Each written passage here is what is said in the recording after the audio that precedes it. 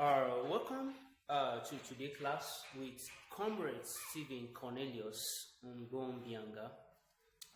Today, I will be taking us on Organic Chemistry 2 or Organic Chemistry Class 2.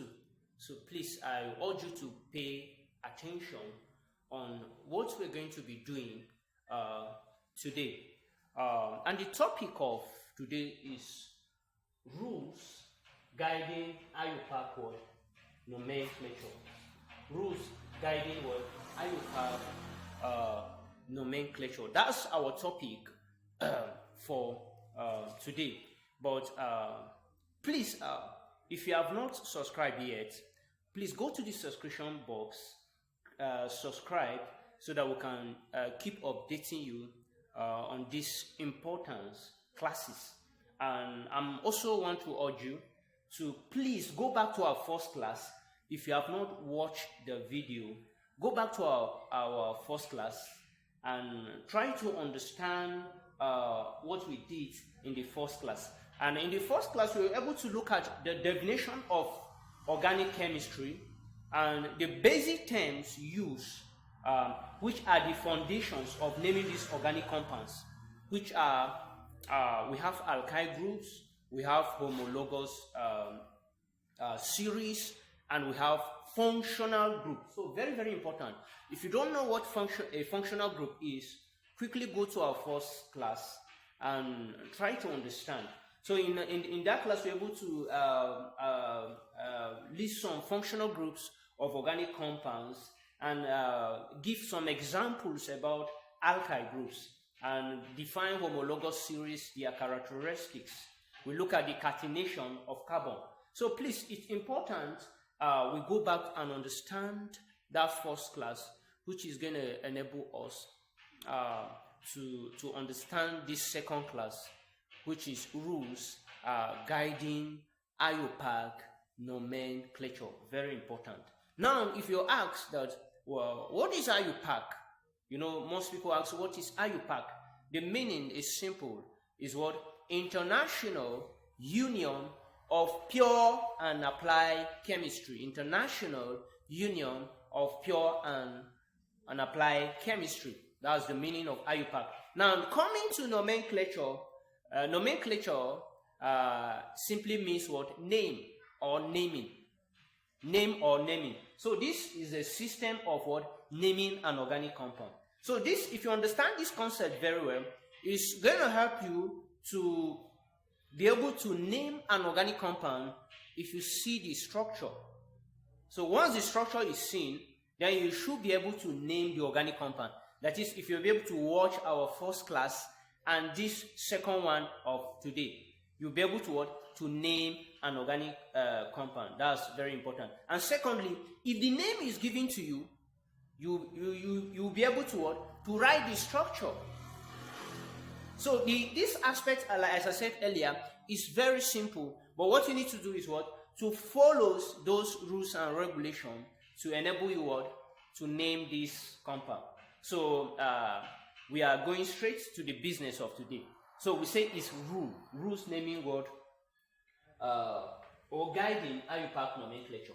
So our rule number 1 here says we should choose the longest continuous carbon chain. As I said, we should what? Choose the longest continuous what? Carbon chain. So for example, this is rule number 1. Please make sure you're writing what I'm saying. You should choose what? The longest continuous what? Carbon chain. So now, for example, if I have a structure like this, if I have a structure of this nature, this is a structure.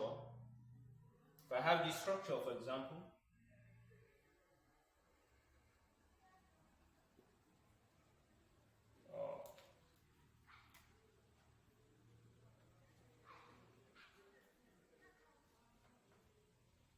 if I have a structure like this, how do I know the longest carbon chain? Or how do I know the longest continuous word? Continuous carbon chain. So can you look at this structure critically? So how do I know that so carbon is the longest? So now, there are different ways in which you can move through this structure or identify the longest carbon chain. So look at it here. I can go like this. 1, 2, 3, 4. Can you see? And I can go like this. 1, 2, 3, 4, 5. And I can come back like this. 1, 2, 3, 4, 5. And I can go like this. 1, 2, 3, 4. So can you see? Now, this is a branch chain. You call this one, this very structure here, a branch chain. So now, how do you identify your longest chain? So you see 1, 2, 3, 4. 1, 2, 3, 4, 5. It means your longest chain is like this way or this way. So it's either you move from right to left or you move from left to what? Right. Is your what? Longest chain. So after knowing this now, it's very important. The second rule is saying what? You should number your longest chain. Number what? Your longest chain. So let's assume that I chose from this carbon to this. So if I want to number it now, I'll say this is 1, this is 2, this is 3, this is 4, and this is what? 5. So I have what? Number my longest continuous carbon what? Chain. Very important. So that's what the rule number 2 is saying. Then rule number 3 is saying that if I have a substituent in the structure, I should number in such a way that the substituent should have what? Less number. If I have a substituent in a structure, I should number in such a way that the substituent should have what? Less number. So let me say something about the substituent before we proceed to this very rules. So can you write please substituent?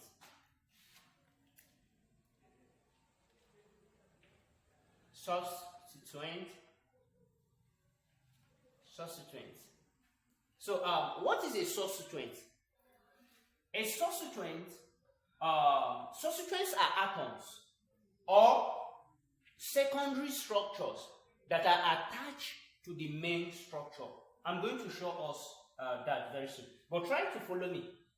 Substituents are atoms or secondary structures that are attached to the main structure. Now, what are the examples of substituents? What are the examples of substituents? Number 1, we have Br here. We call it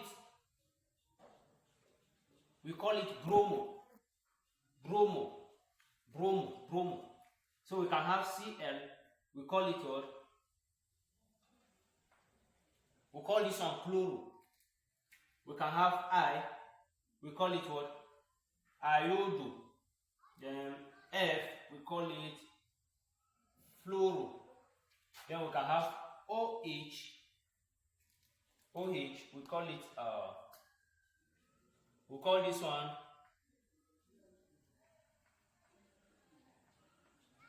hydroxy. Then we can have COOH. You call this one what? Carboxy. Then we can have what? CH3. You can call this methyl.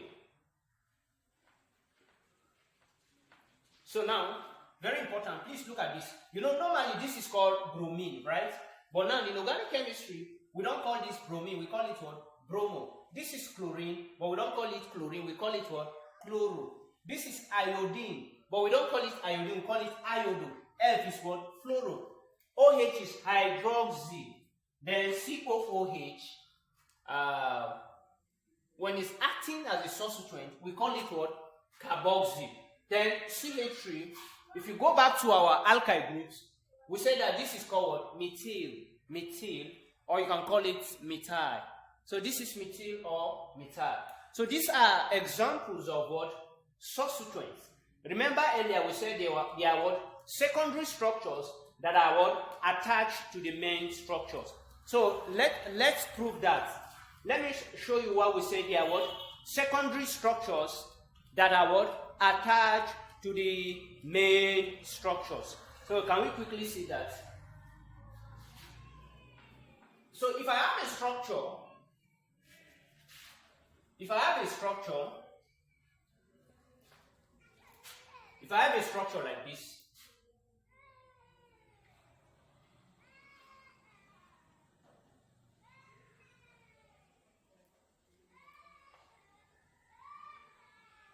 if I have a structure like this,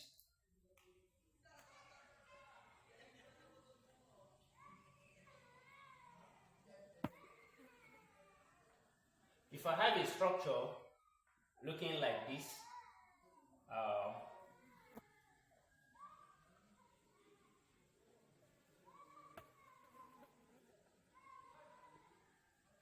can you see this structure? So if I have a structure like this, and the rule says what? If I want to number, I should number in such a way that the substituent will have what? Less number. Number in such a way that what? The substituent should have less number. So now if I want to number this now, I cannot just start from this side. I cannot just start from this side. Reason is because, okay, let's try this. Can you look at the board? Let's start numbering from here to here and from here to here and see which of this is correct. Do you understand? Which of this is correct? Because in an exam, if you call this one 1, 2, 3, 4, 5, 6. If you call this one 1, 2, 3, 4, 5. If you call this one 5 bromo hexane. Please don't say how do we get 5 bromo. I'm still coming to this, but I just want to show you something. You can call this one 5 bromo what? Hexane, or 2 bromo what? 2 bromo hexane. Can you see? 2 bromo hexane. So if you have 5 bromo hexane, 2 bromo hexane is still the name of this one, but one is right and the other one is what? Wrong. You can call this one 5 bromo hexane, but is it correct? Or you can call it 2 bromo hexane. Is it correct? So you must know which of these names follows the IUPAC nomenclature, the IUPAC rules. The rule says what? If I have a secondary structure that is attached to the main structure, that's rule number 3.